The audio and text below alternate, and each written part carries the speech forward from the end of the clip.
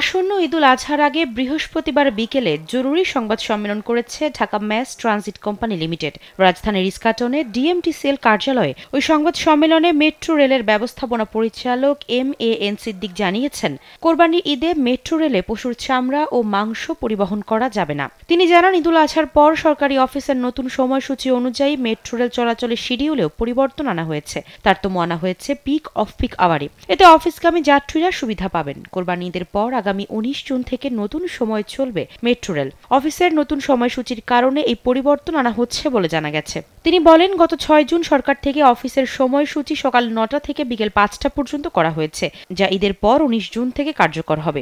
এজন্য মেট্রো রেলের সময়ও পরিবর্তন আনা হয়েছে।